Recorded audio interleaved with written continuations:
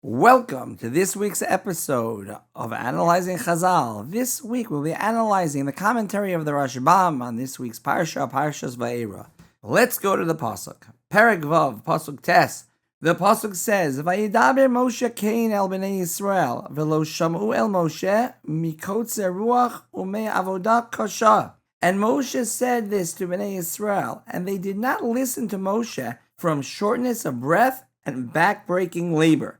The explanation of the Pasuk. The Torah is telling us that Moshe told over to Bnei Israel that God is bringing the redemption, but that Bnei Israel could not hear the message as they were suffering through back-breaking labor. The Rashbam.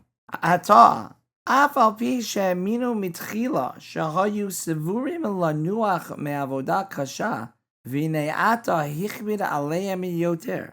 Even though Bnei Israel did believe the first time Moshe told them that God would redeem them, now they did not, as they thought that they would be able to rest from their back-breaking labor, and it only got worse. The explanation of the Rashbam.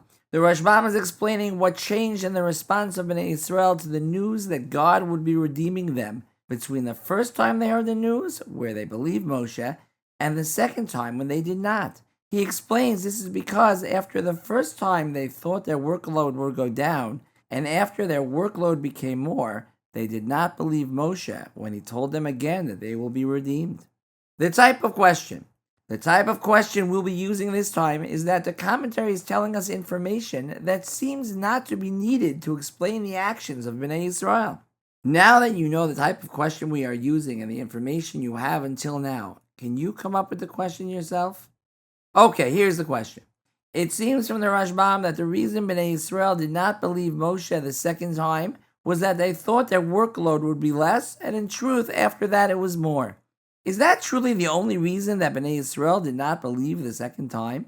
Would it not have made more sense just to say that they were not redeemed like Moshe had promised, and that would be justification enough for their lack of belief? The answer. As we always say, the answer comes from within the question, which was, is it really the case that the only reason that Bnei Israel did not listen to Moshe the second time was because they thought their workload would be less, and it turned out to be more, and it would not be enough of a reason to just say that the redemption had not happened yet? The answer is that it is true, as what caused their lack of belief was their understanding of what Moshe had told them did not come true. They understood Moshe as saying their workload will be less right away, and when that did not come true, they lost their faith. However, if they would have understood Moshe correctly, which was that it was a process, they would not have given up hope. The practical application. In our lives, sometimes we go through difficult times and we daven to Hashem for salvation. We have in our minds, though, how the salvation should look. And if it does not come that way, we can chas v'shalom lose our faith in God's ability to help us. We must know that there are many messengers that God can use to help us, many of which we would not even think of.